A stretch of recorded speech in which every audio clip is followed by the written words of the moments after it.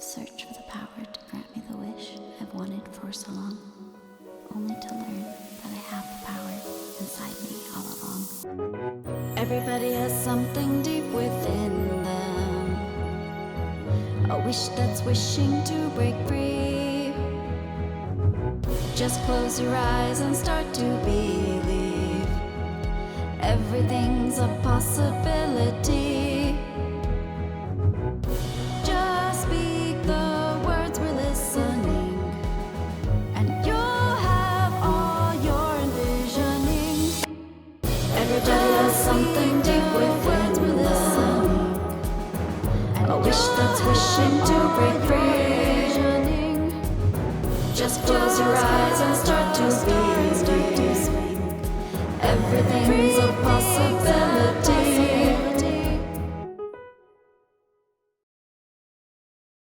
Last time on Wish Fulfillment. My friend Quintorius told me that Belnors are really powerful and have like undead powers. And is that why you wish to become one? For the power? No, I want to help people, and Quintorius said that if I actually became a Belnorn, I can start feeling again. As a final gesture to see of your readiness to take on this important task, I would ask you all to do something for me. I have a friend who has gone missing. I would like you to find them. And then it coalesces into the form of a dragon. Obviously a moonstone dragon with the curved horn on the front, the giant wings.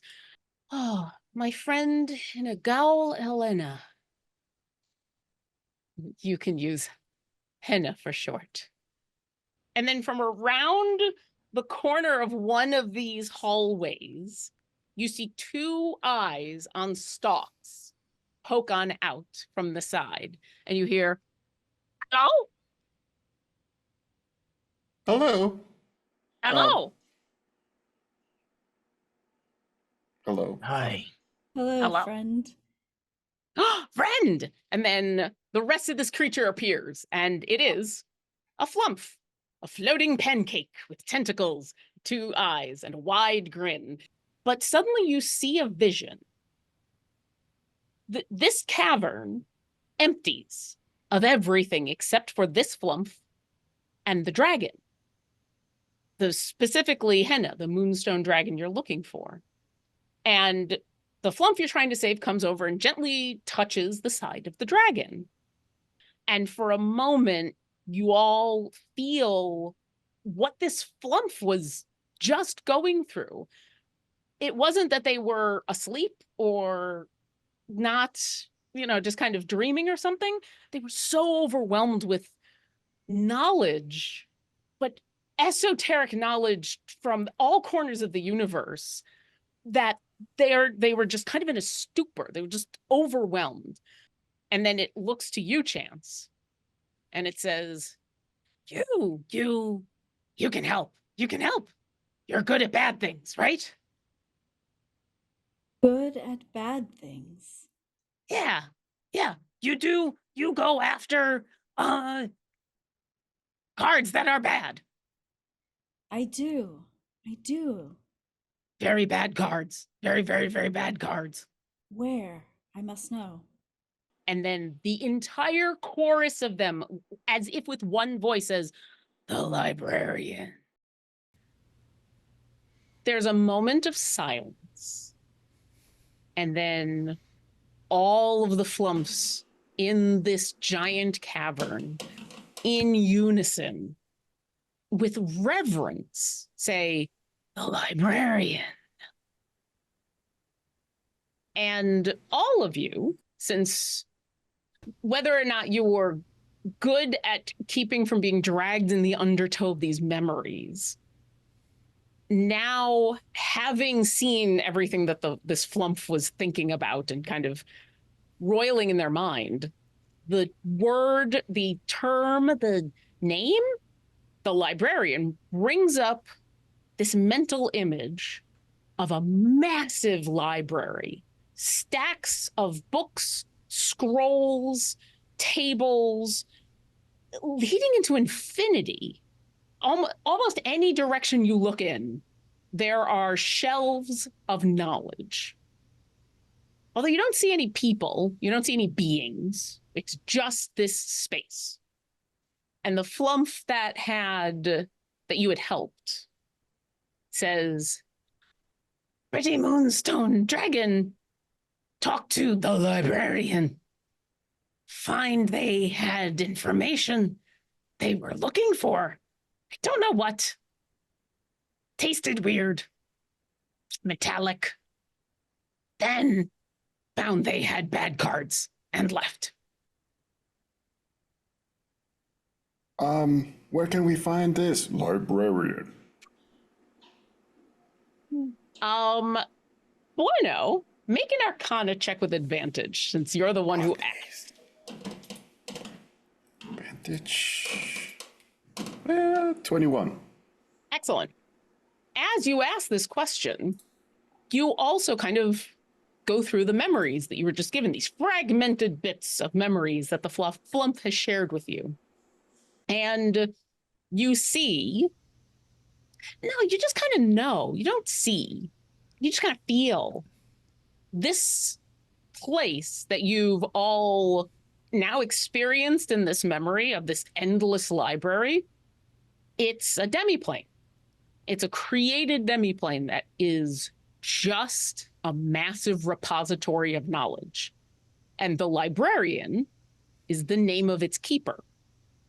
You've never actually heard of this place, so you get the sense that maybe it's meant to be kept, if not a secret. Not everybody knows about this, and this isn't something that is told amongst the universe. But you do realize this place it's another dimension. So there's this place that everybody knows. Actually, no, nobody knows about it. I don't know how I'm actually knowing about it. But it's a place of knowledge, and apparently the keeper, it's named the librarian. And where is it? No one knows. Or it's not written in books. At least the books that I've read. And you hear the flump that you had helped say, "Pretty Moonstone Dragon, do poof magic. Just go there. Can you not poof magic and go? We need to know where we're going in order to do that. Do you not know now?" It sounds like we know, but we don't know, you know? I know. But you said poof magic. Booeno did they mean like is it a teleportation? Is it a different dimension? As you said, teleportation. Yes. I have a thing, but I haven't tested with other people.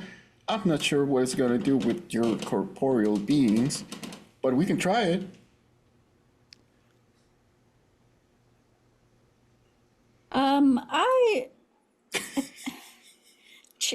Chance would like to take a second to cast Detect Magic to see if there's any lingering sense of the magic in which the dragon used to leave. But, Yeah. so you just cast it. What does it look like when you cast Detect Magic? Chance, you almost see a little shockwave. It doesn't hurt or anything, but it's just like this little woof, just in this radius. And no one else will see anything, but for Chance, will be like a purple glow of anything magical. At first, there is nothing beyond the magic that all of you are carrying. These flumps all give off an incredibly light, it's almost lavender little bit of magic. They are innately a little magic. That's how they do the floaty thingy.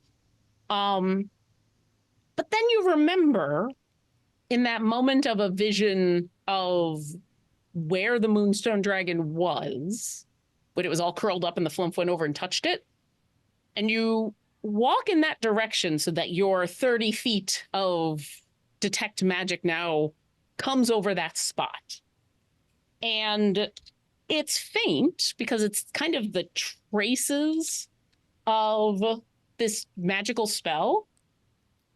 But you think because it's a strong enough, it's a powerful enough spell that it still lingers a little bit. And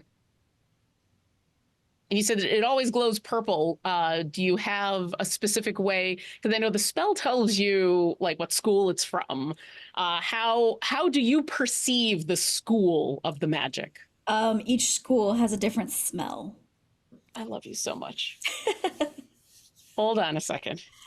Okay, so you walk on over to kind of where the traces of this magic is left. And you smell flowers, specifically lilacs. You kind of take it in and think for a second, conjuration magic. That usually smells like flowers. And you have been around the universe enough that knowing it's conjuration magic and what this dragon did, you're pretty sure they cast plane shift. Okay. Chance just smells through their beak and takes a moment. Lilacs go so well with the purple. And turns back to everyone and explains to them, plane shift. Don't know if it'll help, but there's some knowledge for you.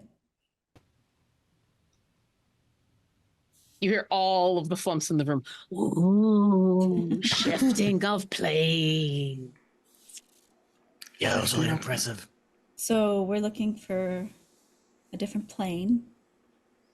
And I don't think Booeno had mentioned that it was a demi-plane. I don't think so. I don't No, think I okay. mentioned. No, didn't mention it, but he knows. And now you all know. You're not real. And knowing is half the battle. I think I actually have that. I haven't actually tested it, but Well, no time like the present. What was All right. that part about corporeal earlier? oh, don't worry about it. Everybody hold hands. Just- Chance will quickly turn to the flumps and just say, thank you. They all kind of, it's not a bow in the traditional sense because they're floating pillows, but they all kind of angle down a little bit in a bit of a bow, and you hear them all in a chorus of thank you, happy to help good people, save friendly Moonstone Dragon, help, thank you, careful of cards. Okay. Here we go. And as Booeno holds hands with Aster and Chance, who were the closest to him right now, he's wearing all plate armor. It's really pristine looking, and it's a whole thing with his big helmet that looks super with the what is it, the beetle kind of pincers around it. It all falls down. And all you just see a tiny floating kind of it casts like the shape of a owl, but it's just a transparent, translucent kind of thing. All right, here we go. And he just thinks of this plane, of the librarian, of the dragon, of this endless knowledge. And he tries to focus on that, and I'm gonna cast plane shift. Awesome. Roll me an Arcana check. Because you haven't been to this place before, and you don't have a thing from it. So this is just kind of your raw magical ability. Oh, that's a. Oh no. Wait, Oh, do we no. get? Does anybody Oh, have an aura? no. Does anybody have an aura? But it's a nat one. Natural one. Oh, it was a nat one. There's Yep. Okay, Oh, boy. okay. Which makes it a 12, but it's still a natural one. And I'm going to give you the 12, but in this moment, and what I'll say happens is you're not going to lose the spell. You're in the middle of casting it, but you're having a hard time making it happen, making everybody go. Why? Why? What's distracting you just enough that you're having a hard time making this epic move happen? Probably at the last second before the actual shift into a different plane, he thinks of Strixhaven. I love it. You all feel that weird lurch in your stomach, that feeling that most of you get just before a plane shift, a teleport, any of that, but nothing happens. And Booeno, as you continue to just focus on this spell, focus on this place, trying to not think about Strixhaven, and you're realizing it's hard to get to a place that is so unfamiliar, that are from these fragmented memories. And the flump that you had helped comes up behind you, Booeno, and in your mind you hear it say, "We can help. Want help? Help, help." Oh, that would be lovely, yeah. My apologies, everybody. This is the first time I tried this, and I got nervous. We You want me help. to pick up your body armor? What? Should I grab it? Oh, yeah, please, thank you. I'll scoop it up with my cape and like give it like a little papoose of my cape holding his armor. I love it.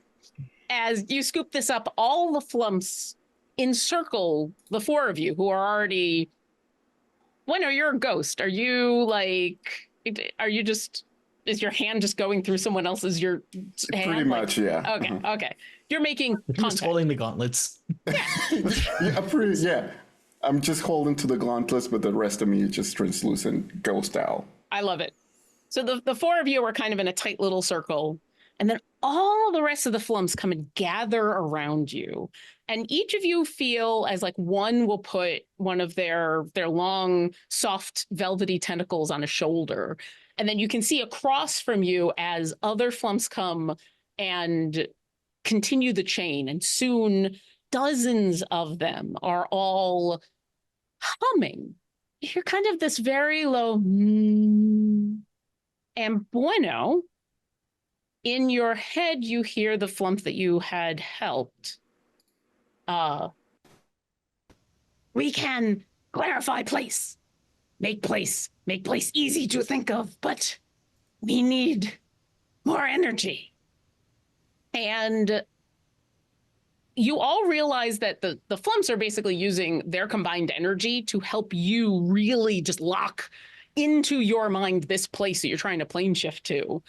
But this kind of exertion, this kind of psychic exertion is exhausting, and they need each of you to help.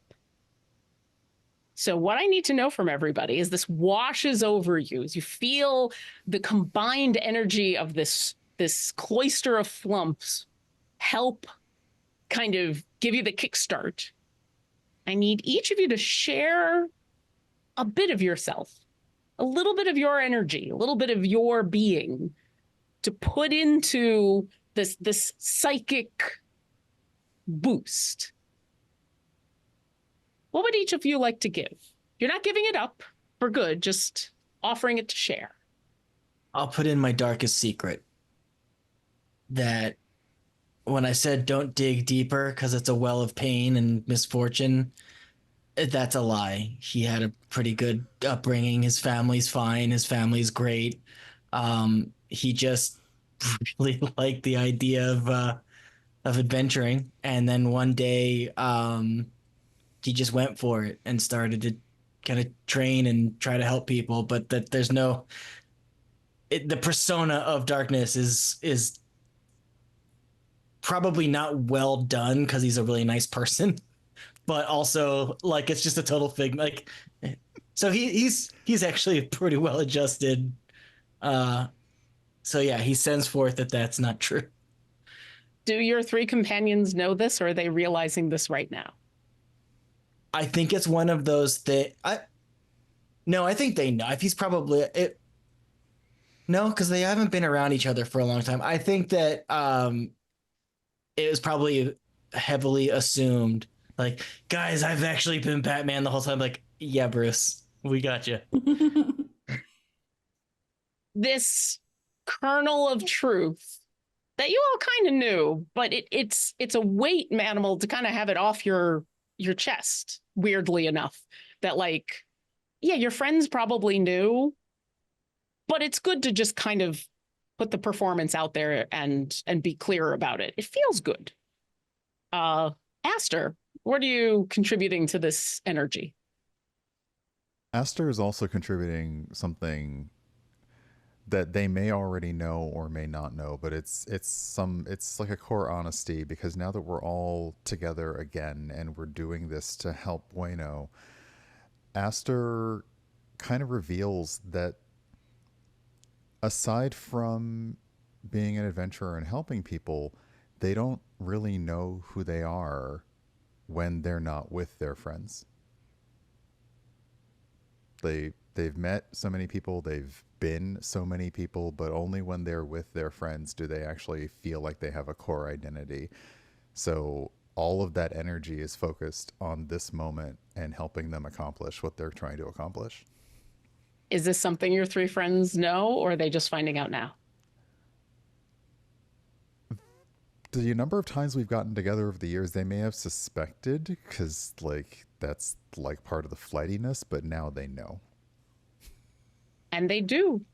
And there's a welcoming with that, of the same kind of thing. They know, but sometimes just admitting it, just saying it, just being comfortable, letting it out. And there is a comfort in liking to have people around you who like you, who respect you, who know who you are. And it's not something to be ashamed of. Chance, what are you adding to this? Everyone just happens to get a vision of a flashback, a single moment that they see of a large, like inside a very large ornate temple, at a table, a round table, and around them are these just knights in shining armor, and they all have a sun symbol on their chest.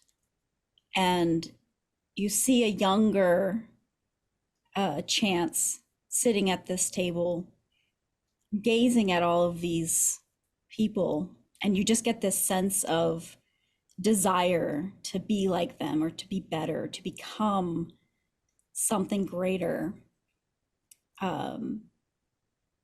And that's kind of just the moment that you guys feel of just what Chance sees and wants. And is this something they already know, or is this some new information? I think Chance puts on a little bit more of a strength than is really there. So maybe there's that sense of vulnerability that they still have a way to go. And you all feel that vulnerable part of Chance, and how it's fine. Everybody's grown, everybody changes. And your friends, they know, like the others. They've always known. But it's good to get that fear of that being a weakness off of your chest. And Booeno, what do you add to this? I think everybody has the thought, or just a fleeting thought, that since Bueno can actually feel or taste or anything, his ultimate wish is to have everybody in the same place. His friends from Strixhaven, around, and our friends in the same place, having tea or some sort of fancy dinner. And Bueno back in his body,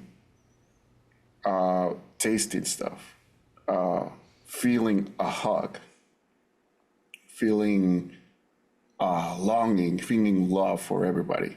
He doesn't know how to feel, but he doesn't feel, but he remembers how it kind of feels. It's kind of weird for him, but it's just everybody in the same place, having fun, talking, and having a meal together, just laughing.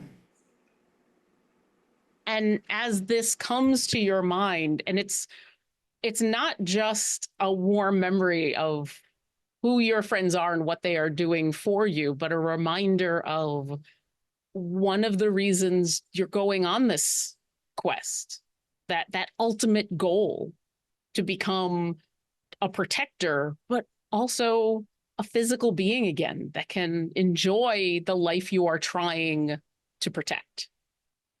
And go ahead and roll another Arcana check with your bonus, and then add 8.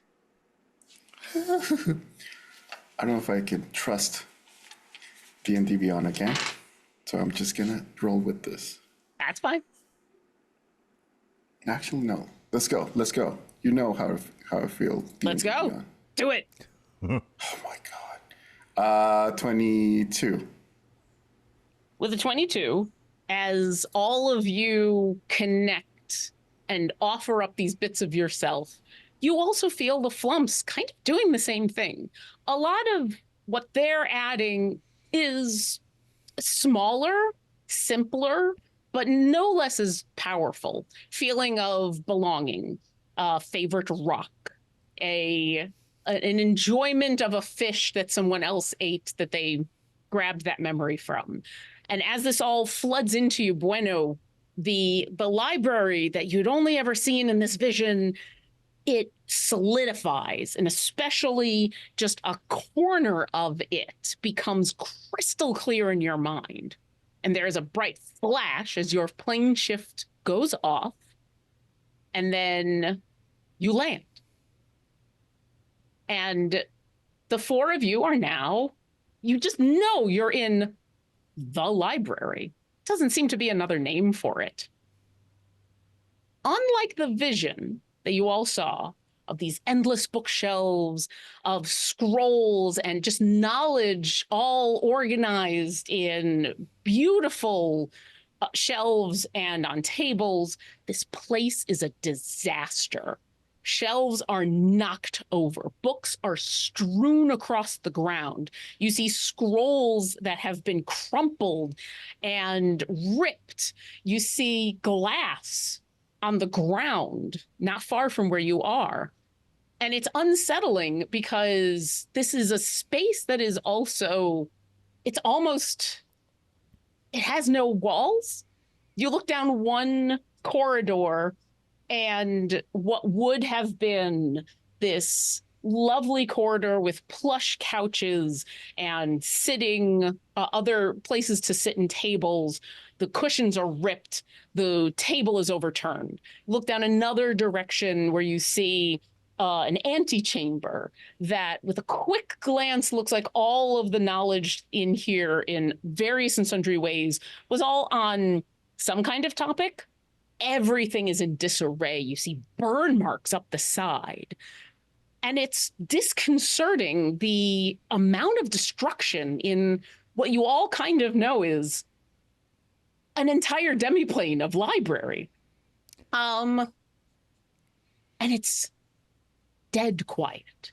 There is not a single sound. What would you like to do? Well, we're here, everybody. I think it worked. The question is, what happened here? Hello?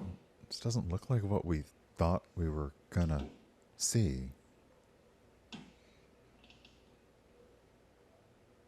Can I investigate the burn marks to see if I can recognize what, like, breath weapon, spell, like, kind of what produced the. See if I can just ascertain what kind of attack this was, like what did the damage. Absolutely. Give me. I'll let you give me either an Arcana or a Nature check. Arcana it is. 14. With the 14, it's not a breath weapon. And with a 14, I think you would also know, at the very least, moonstone dragons don't tend to have fire as their breath weapon. You think it's probably a spell, but you're not sure which one. It doesn't look like it was our dragon, but it does look like spell casting. Someone else was here.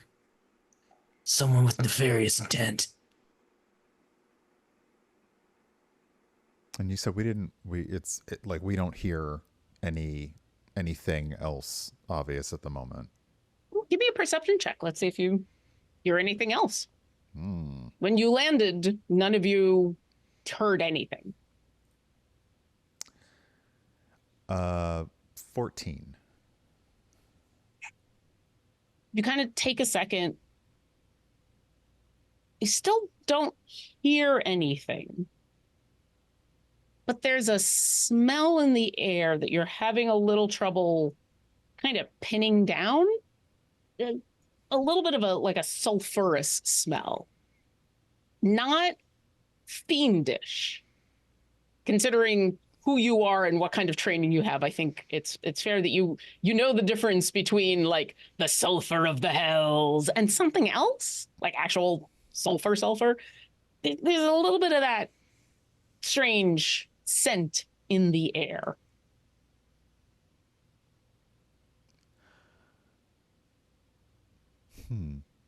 Is there, like, we saw definite signs of burning in that one antechamber. Are there signs of what may be fire or fire damage anywhere else, like within sight? There's little bits of it. Among all the destruction. I'll say, as Manamal finishes their investigation and as you kind of take in the scent and all of you are looking around in your immediate vicinity, you do see some other places where there was fire damage. But you also start to notice there seems to just be, maybe those are claw marks? And there's a puddle of water right there that might have been from ice, maybe? There is a variety of damage. Whatever happened here spanned a lot of different ways of causing damage. Chance is going to, looking around very cautiously, without even, just in a one smooth motion, walk forward in front of the group, kind of looking towards the damage. But as they do, their hand goes on Booeno as best it can to touch, and cast Death Ward. And then at the same time, looking, is going to cast or use a Divine Sense. Okay. Remind me, what does your Divine sense? I can detect good and evil within 60 feet. Anything affected by the Hallow spell, or know the location of any celestial fae or celestial fiend or undead within 60 feet. You don't sense any of those things. Okay. Yeah, this doesn't feel like it's hollowed or unhollowed. You don't sense any fiends. You don't sense fae. The only undead you get is a little bit of Booeno, but you were expecting that anyway. I'll try to help Booeno get dressed. Actually, Manamal, can you let Patricio do that? You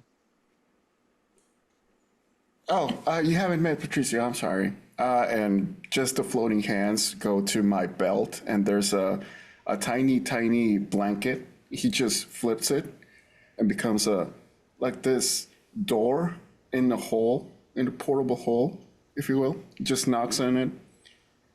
Patricio, would you kindly come up here, please? And what comes up? And the door opens, and it's a skeleton of a half-elven person. Just walks out and just waves up everybody. Just a skeleton, the pure skeleton. Hey, Patricio. This is Patricio, everybody. Patricio, I did it again. Would you please help me put myself together, please? As you are being dressed by Patricio, kind of the same way a squire would help a knight. Chance, I know that your divine sense is an instantaneous thing, but I'm going to say for flavor, at the very end of it, you get that sense, that taste of the undead as Patricio comes walking on up. But you all are familiar with Booeno's undead. You're very familiar with the fact that these are, to put it another way, ethically sourced undead. And these are friends of his, if anything else. It's going to take you a minute or two, Booeno, to get re-armored up, as it were. While you are doing that, Manamal, what's up? Oh, I was gonna since I handed off the task to Patricio, I'll take my immovable rod, throw it straight up in the air, and lock it in place, and get as high as I can go with it. And I will kind of look and listen and maybe do perception to see if we are truly alone or if I can spot any company. Okay. Give me. So you've thrown it up and then there's a rope hanging from it that you climb? Or It's my maid. Yeah, it's attached to a cord. It's very Daredevil. I love it. But my mage hand that is attached to it clicks it into place when it's at its height, and I yank myself up and just basically fly straight up into it, and then I stand on top of it. Very dexterous. I imagine you crouch on it like a gargoyle, like perched on the side of a thing, looking very epic, looking very scary. I am drawn by Todd McFarlane in this moment. Absolutely. The 20 billion muscles and no feet. Go ahead and give me a perception check.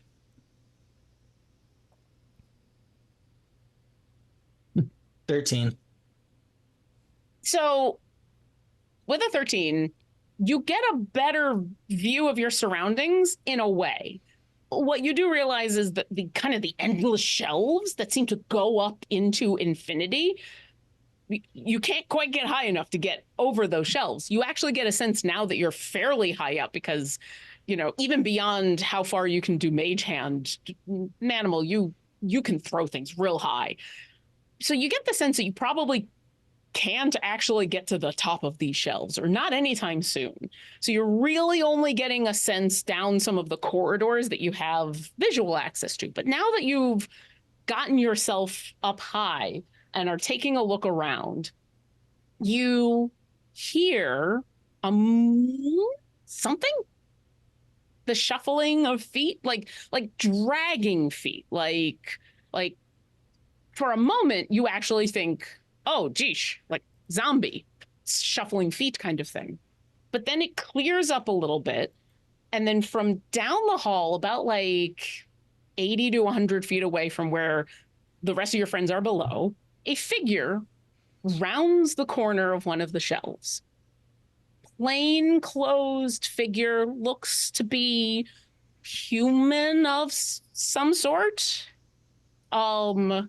Wearing kind of a very simple smock and really plain, there's sandals, you think?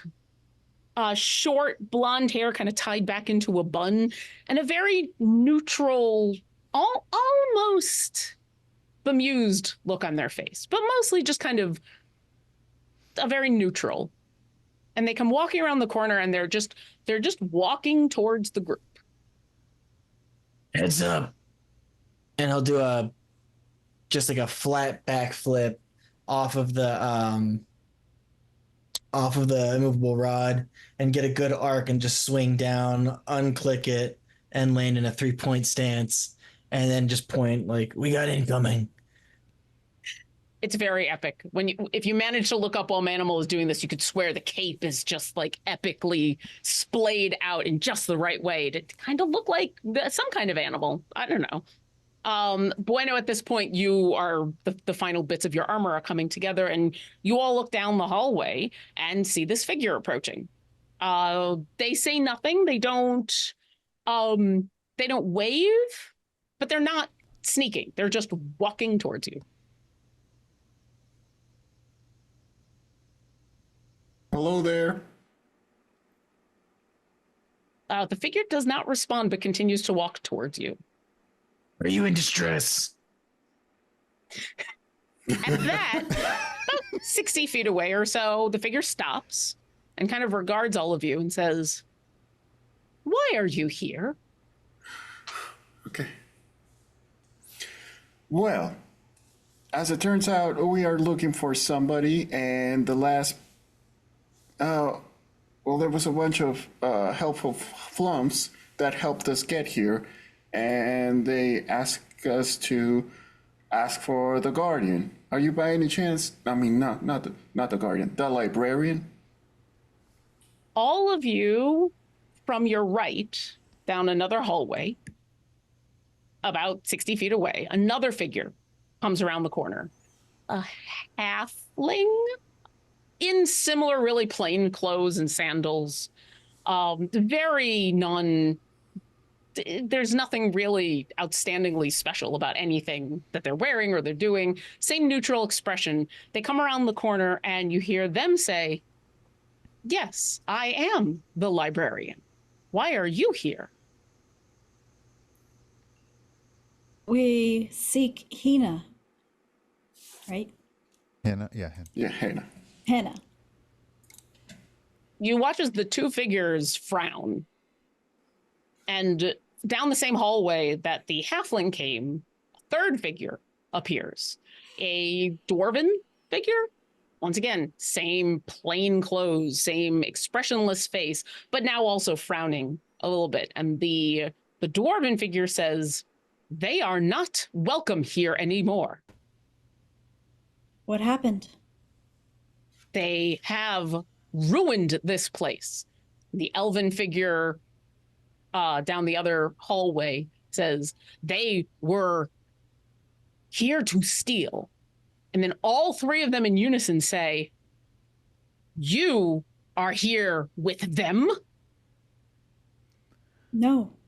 No, we are looking for them, but we did not expect that they would have come here to take anything. We understand that they do love and respect knowledge. Could you tell us what was taken? Aster, as you finish that, from behind all of you, around another corner, another figure appears. Another plainclothes orc. And all four of them in unison say, "They came here to steal from the library. You know them. They are your friend. You will not be allowed to desecrate this library any more than it has already been done." We would never wish to do anything of such nature. You watch as the four of these beings startle at that. Like, you saying wish has hurt them in some way. They kind of flinch. And then they look back at you and say, "You know where they took the deck." give us back what they have stolen. And they start to advance on you. I need everybody to roll initiative. Oh no. Chance, do we know about your mission and the deck at all? Or is that Yeah. okay? So none of this is like, deck what? Yeah. No, it's very well known. And I think because of that, and also because of the level that you all are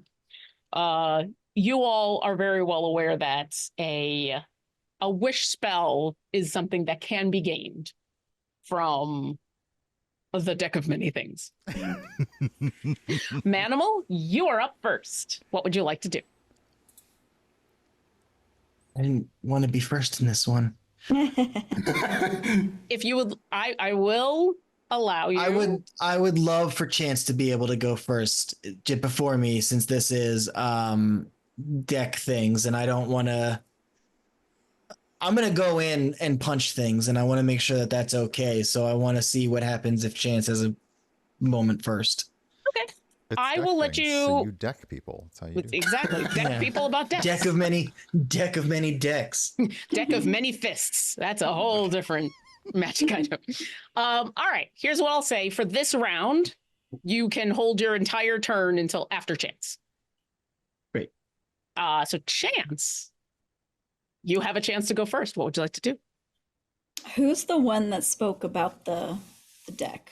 All of them. Oh, right, they all spoke. unison. They're all doing like the Right. like. Yeah. Oh. Okay.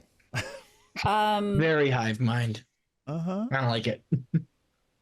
Since I only have 6 seconds, my question is, maybe, do I get the sense that I don't want to harm the librarians unless I feel I have to? Mhm. So am I getting the sense that, I have to. yeah, do I get the sense that I have to? Roll an insight check. Okay. Yeah, like are they? Yeah, are they? That is a 22. I'll give you two things. One, it is very obvious as you they all talk in unison, as you examine the fact that they're all dressed essentially the same in really boring plain clothes. The way that the expressions on their face all change kind of at the same time, but are muted. There's not extremes. The frown was not of anger. The smile was not of joy. It was very all muted. You kind of come to the same realization that Manamal kind of joked about, which is this a hive mind? Is this one creature split between these four? Something is going on here. So it's a little hard to read their body language because you very quickly realize there's more to this creature or these creatures than these four. The other thing you get the sense of is that as you talked about Wish, their posture changed to aggression, and whether or not you want to do them harm, they are coming to physically do something. Whether you can stop them with words or whether you need to stop them physically is kind of up to you. But there was something about specifically, they think that you know where this deck is because of that and are coming to get you out of their library. Okay. Okay. Chance is going to draw their sword, and their wings just unfurl, and they just fly up diagonally into the air 15 feet. So it'd be 15 feet up, 15 feet out. So it's my 30 feet of movement. Okay. So now I'll be, roughly 30 feet to the two people that are together. Okay. And I'm going to cast Compelled Duel on one of them. Interesting. Okay. Ooh. What's the save on that? Wisdom 22. That's only an 8. Okay. So what does Compel Duel do? The creature is drawn to me compelled by my divine demand for the duration, has disadvantage on attack rolls against creatures other than me, and must make a wisdom saving throw each turn if it attempts to move to a space more than 30 feet away from me. So yes, so basically it's all about me. It's all about you. Is that broken by damage? Yeah, I was about to say the spell ends if you attack any other creature. So yes, if you guys so then Chance will yell out, "This one's mine," and it'll be the dwarf. I'll just if I don't know which ones are where, but That's okay. Chance, roll me an Arcana check. oh no. I'm very curious how this is going to work because Oh yeah, What? because they're all compelled by if they're all one mind. they're all Oh, together and you no. compelled one. Oh, What was your Arcana check? 17. So I'm going to say, like a lot of spells that connect you to another creature, Hunter's Mark, find, any of the finding spells, any of that. It's less that you make a mental connection to them as much as you now sense where this creature is that you've compelled. Because part of the spell, I believe, is you have to stay within a certain range. So I think it's safe to say that as you cast this and you're looking at the dwarf and it goes off, and all of you watches all 4 of the figures, their eyes look directly at Chance, and Chance, you sense the creature in front of you. You sense the creature to your left, to your right. You sense the creature below you. The creature you have now challenged to compel to a duel, it's under you, and it is gargantuan. Oh boy. Good. Just gave me information. I like it. Is there anything else you'd like to do? I think you just hear Chance go, "Oh." I love it. With that, Manamal, we're gonna go back to you. What would you like to do? I saw the sword draw.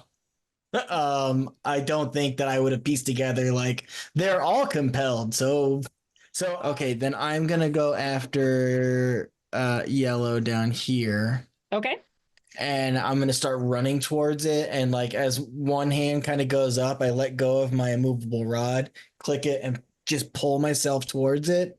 And while I do that, the reason my name is Manamal starts to come into play as I get into my rage, and I grow a tail, like a lizard's tail starts to grow out, and then just like my skin, just like the skin that's not hit, that's like basically just like the lower part of my face, you see that like it starts to get like fangs and like grow out a little bit more lizard like. Okay. And I'm gonna do some punchings. All right. And you said on the yellow one, that's the yourself, as it were? Yes. Perfect. So let's just start with the old knuckle duster here. It was like spinning on natural 20 and then it rolled over. 29 to hit. Absolutely hits. 14 damage for that punch. Okay. And that defeats the compelled duel is gone. Yeah, Chance, I'm sorry. as your sense that gave you that moment of is confirmed as Manamal hits that one and the compelled duel goes away for everything. But you're left with that momentary, there's a Leviathan under you. Like under the floor? Under you. Okay.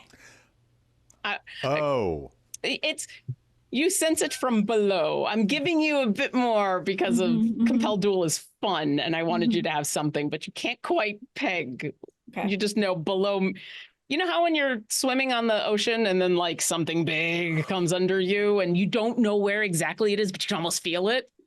That's what you're getting. Okay. I'm gonna need a con save Constitution of a 18. That is a 19. That's more than what I said. So Sorry. But I believe you have several more attacks. I do have several more attacks. Yeah. And here's one of them. 27 to hit. Absolutely hits. One on the die. 9 damage Okay. for that next one. And let's just get another save. Okay. Constitution, you said? Yeah, I want to see what happens if one of them is stunned. Kind of. That is a 16. You feel how do you deliver this stunning strike? I think that this it's confusing because he doesn't really know the anatomy of what kind of creature this would be. But which one is this? The elf or the human? This would be the elf. Okay, he knows where in the throat to punch an elf to kind of make it go. Ah! So the first one is kind of like a side, like he brings up kind of a side punch, and then he steps back and punches it in the throat. As you do when you connect and you use your focus to try to disrupt this creature's focus, essentially, you watch as it, for the briefest of moments, the whole being shakes like jello, like you've just punched into something gelatinous. And then the being collapses, becomes this reddish jelly that collapses to the ground in a pile and then is just as quickly sucked into the floor. And I'm going to say as part of that punch, because what you were expecting and kind of what you're thinking about, you are watching very closely. You notice now that you look down at the floor, there's a little hole in the floor, in this flagstone that all this reddish goop has been sucked down into. You look to the stone next to it, and there's a hole. And you start to realize every single stone of this floor has a hole. I think Manamal just goes, oh.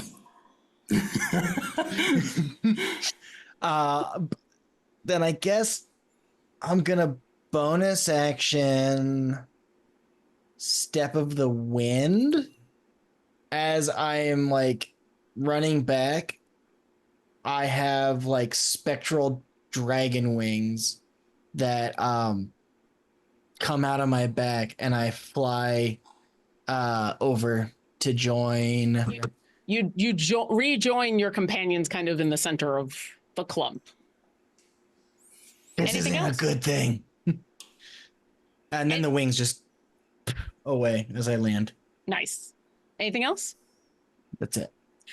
At the end of your turn, the librarian is going to take a legendary action.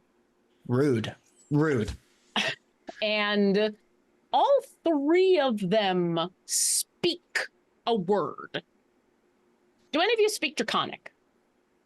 Yes. Nope.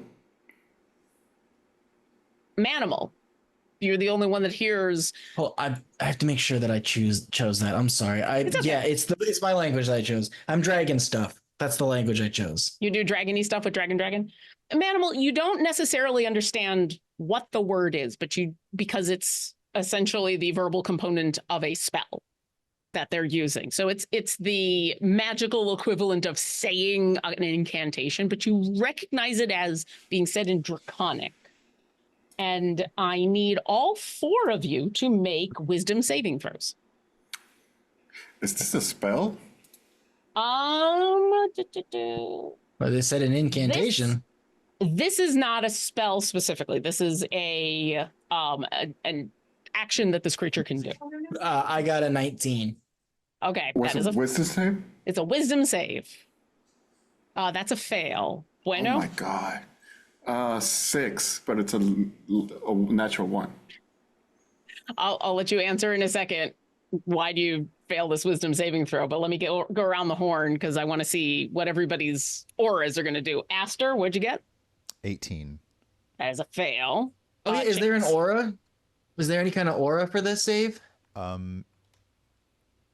Yeah. Oh, you've come to near me. So for the saving, you get a +3 to it. Okay, that's good. That's 22. I I will also, yeah, we'll come back to, sorry, get the numbers, because yeah, I also have a follow-up question that's Sure. similar to Hope's. A Manamal with a 22, that's a save. Booeno, unfortunately, even with a +3, that's not going to save. Aster, what'd you get? 18. That is a fail. Oh, Chance. Unnatural 1. Out of curiosity, what's the total? That would make it a 12. Okay, that is still a fail. What's your question, Aster? Oh yeah, I guess after you tell us whatever is going to happen to us, because I remember, because also like, yeah, immunities to things, but I need to know what the thing is first. That makes sense. Well, one of them is going to be easy. Those of you who have failed are now frightened of the librarian, unless... So yeah. Aster is immune to frightened, and also anyone near Aster is also immune to frightened because of his aura of courage. oh, thank goodness. So there you go. Those of you who failed, you feel for a moment that feeling of dread, the weird pit in the bottom of your gut that tells you something horrible.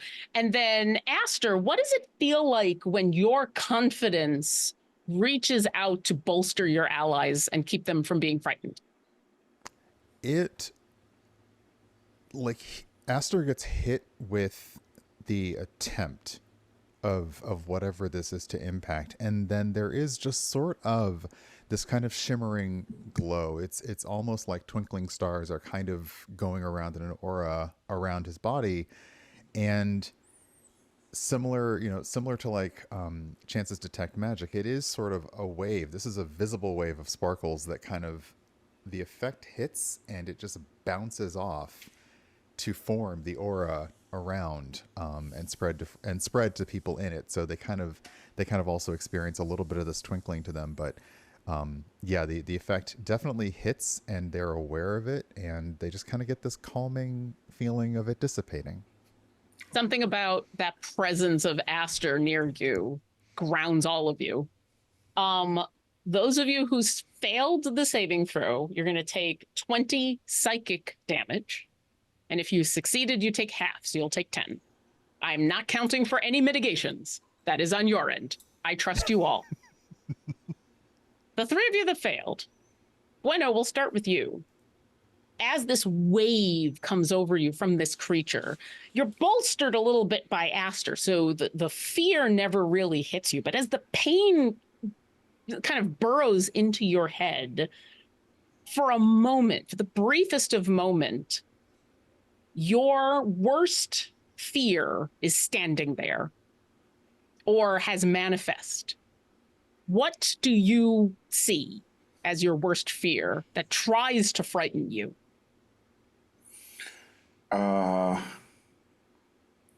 Oof. Oh, wow. Okay. It's probably Booeno looking at everybody in destruction everywhere. There's death everywhere.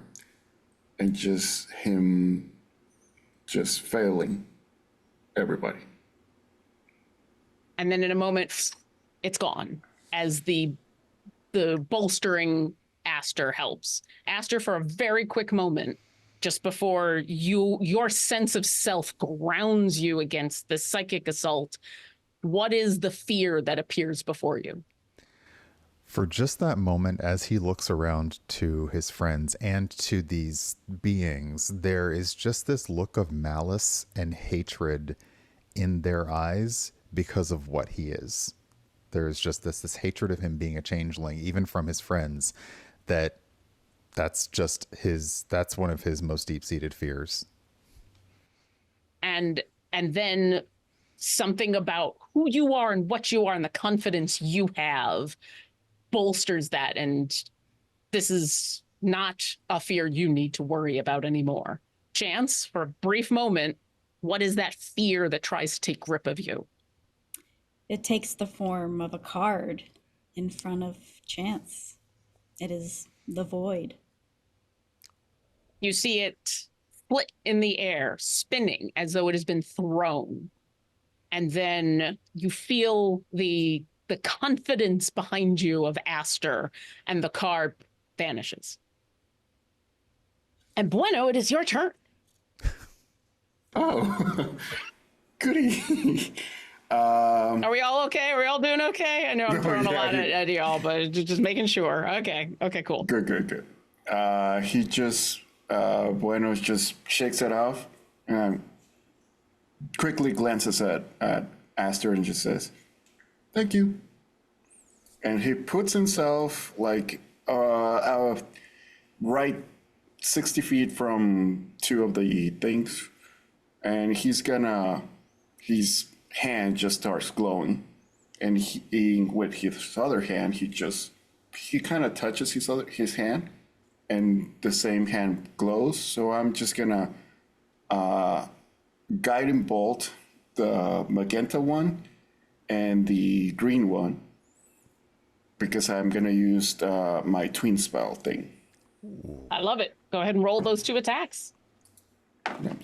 19 on the magenta one 19 hits. and 22 on the green one. Absolutely hits. Go ahead and give me both those damages. Okay. While you roll that, so all of you see these 2 guiding bolts go out, hit into these 2 creatures. All 3 of them begin to glow with the whatever it is that Bueno's guiding bolt looks like when it hits and starts to shine on a creature. All 3 of them start to shine. Manamal, give me a perception check. Booeno, what was the damage?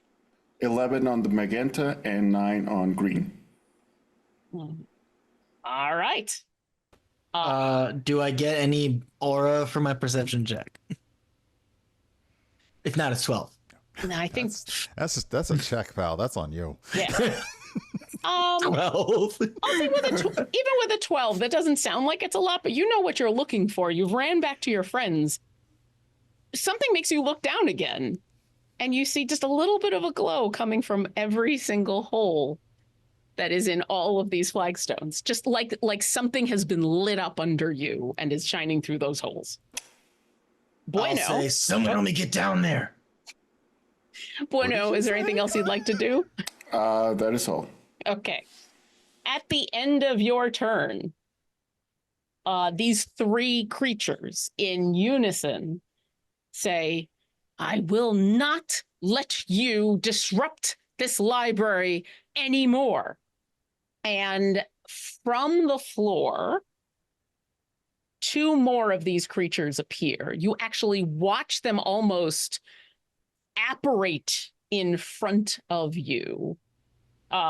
Just literally almost as though something had, like slime had come through the hole, red viscous liquid that very quickly formed into 2 creatures. One of them seems to be an Aarakocra of some sort. The other looks like a human. But now that you've kind of seen a bunch of these creatures and watched them form, you see it's not a perfect imitation. There's definitely flaws. This is a simulacrum of some sort. And that is its legendary action. Aster, it's your turn. Oh, it brought friends. I respect that. So they kind of, the things that affect them sort of affect them all together. They kind of get hurt together. Manamal, what did you yell earlier about the floor? I'm going to point at the hole, like, whatever's making its friends is down there. Can you help me get down under the ground? Interesting. I think, yeah, Aster looks down and now at the person, at the whatever slurped up next to them, and this is okay. This is a weird thing. I love it. Hit me. He immediately drops to the floor, copying Manamal's like 3-point landing, and puts his hand to the floor and casts Zone of Truth to encompass both himself, the being next to him, and perhaps 15 feet below the, like, you know, the, like, what, 15 feet sphere. So like 7.5, you know, like, Yeah, I'm bringing that sphere down. it's a sphere. Absolutely. It looks like it will also include Booeno and Manamal. Actually, maybe only Booeno. Yeah. So Booeno and this creature. What's the save we all have to make? It is a charisma save, DC 20. If you wish to try to save, you may be familiar with what Aster is doing, because they are including themselves within it, and they use this, and they never try to save against it. But yeah, as they do this, they are, after hearing everything that these creatures, this thing now no longer ashore, has said, is casting the spell and simply saying, "Hear the truth of our words. We are not here to steal." I love it. Booeno, what'd you roll?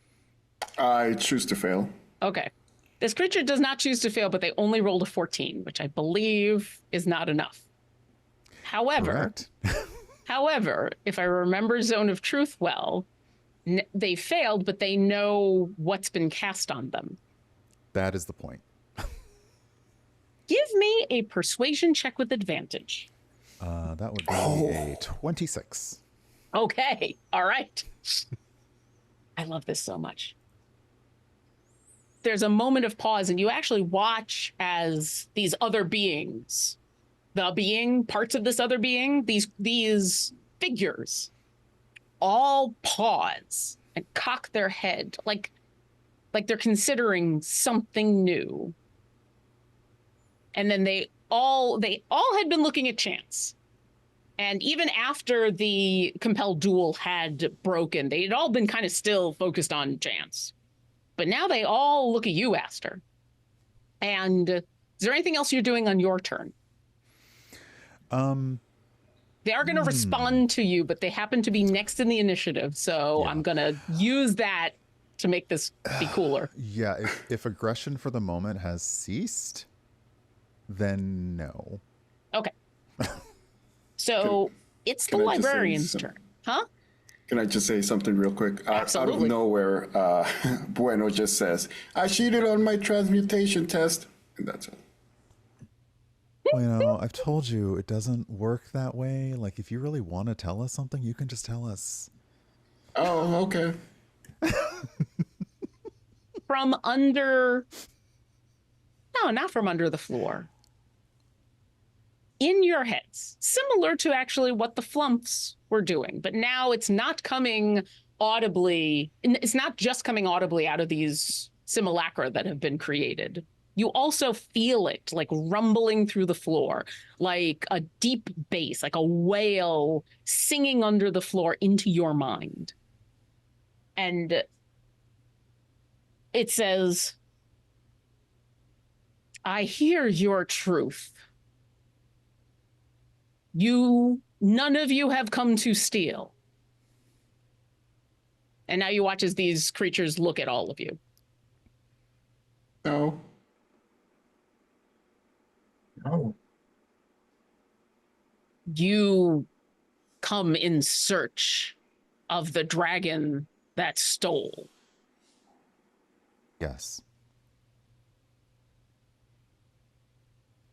Are you here to help them? We are here to bring them home. And will you return what has been taken? If that is what must be done, then yes, absolutely. What has been taken is dangerous and belongs here with me and must be returned for safety. There has already been too much that has changed the universe. What is this item? And Manamal, what'd you say?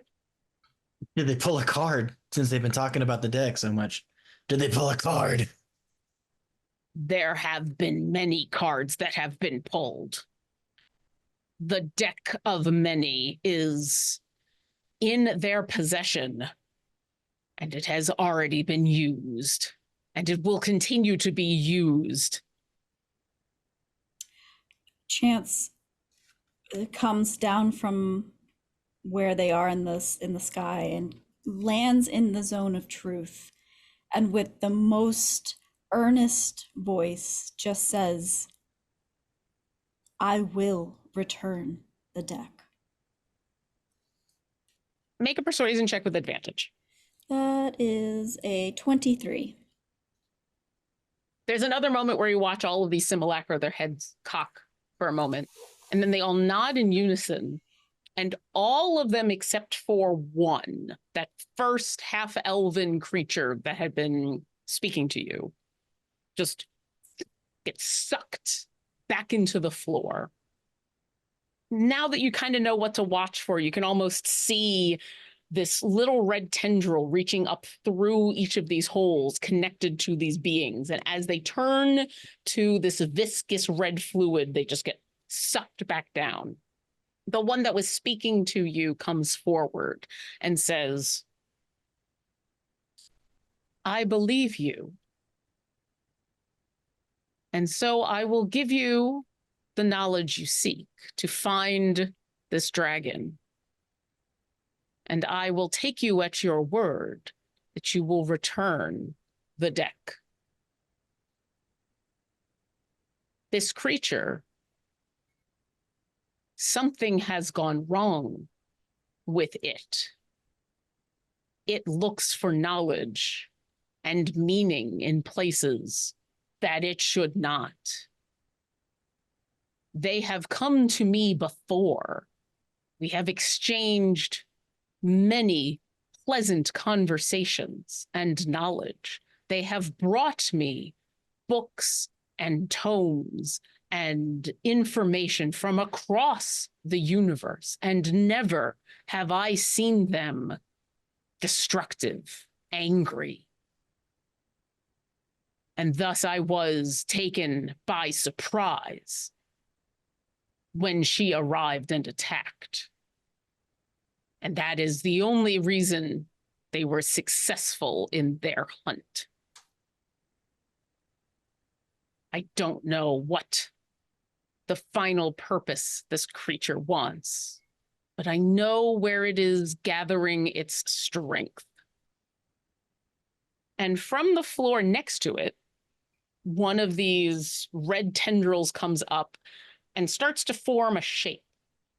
But this time it's not a humanoid shape. You can all inherently see that it's essentially using whatever this talent that it has to give you the shape of a creature. And it is, even though it is small, some of you might actually recognize it. And you know this is actually it's a gargantuan creature. It looks like a slug with a giant maw full of several rows of teeth and arms that end in claws, big crab-like claws. And as this creature, this simulacrum of this creature sits there, the librarian points to the creature it has created. The astral dreadnought is its home. Its stomach is its lair. I do not know what it plans in there, but that is where it has gone with my deck and anything else it has stolen. Cool. Cool. I've made a pancake of the astral dreadnought, and it is a cool creature. At this point, everybody give me an Arcana check. No boy. I think you all know what an astral dreadnought is, at least in general. What is happening? Awesome games. I took your good rolls. Chance? Great. 6. Manamal? 11. Booeno? 11, but natural one. Natural one. Aster. 12. Okay. Bueno. You explode. Here's what I'm gonna do. Here's what I'm gonna do. You 5 natural ones, you explode. So normally I ask, why do you fail to think of this information? Here's what I'm gonna say. You actually think of this information. It comes to you that the reason this creature, the librarian, is telling you about the astral dreadnought's stomach as this place, as this lair, you remember hearing that astral dreadnoughts, their stomach is actually a demiplane.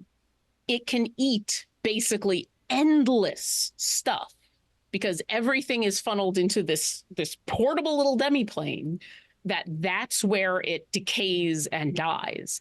And creatures that go into this demiplane, there's nothing technically actively killing them except being stuck in a demiplane. Why does this knowledge stun you for a moment? What is it about this knowledge? This is all true. That makes you just quake.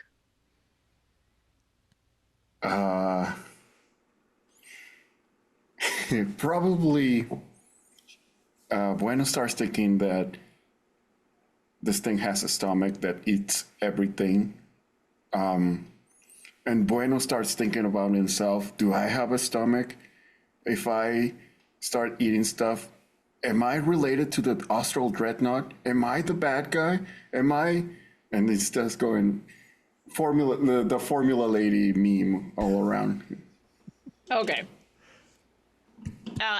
As you take a moment to wonder if you are the bad guys and kind of work through this information, the librarian speaks up again and says, I know where this creature lies.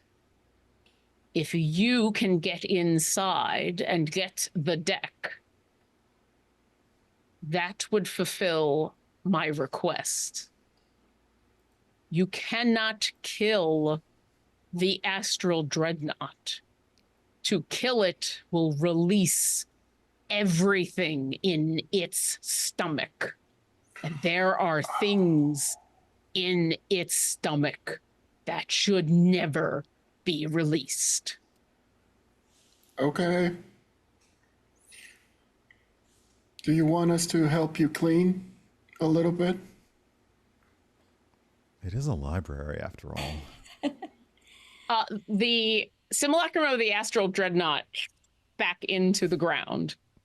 And you, for the first time since you arrived and this creature had gotten angry at you, you watch as the facade of the half-elven person goes back to a neutral look, no longer the dour seriousness.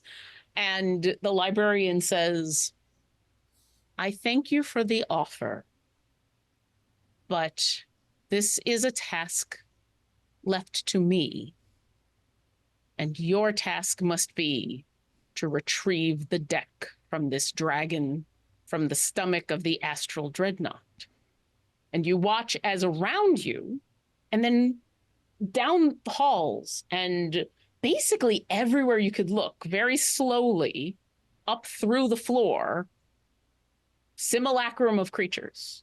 All sorts of species, dragonborn, elves, turtles, anything you can think of, all wearing that same simple garment. All of them, as you get closer, you get the uncanny valley. But from this distance, they all look like normal creatures. And very slowly, they start picking up books and writing shelves and moving things about. And the librarian says, I can tell you where you can find the dreadnought and send you there, but it is up to you to get inside. We would appreciate any help. As you say that, from underneath all of you, this red fluid starts to pool. And instead of it coming out from each of the flagstones as a creature, it just creates under your feet a red shimmering miasma almost like you're standing in a few millimeters of red water, of thick juice. It's not blood. It's way more viscous than that. It's jelly. And it starts to glow. And you all feel that very familiar pit in your stomach. And then everything goes white.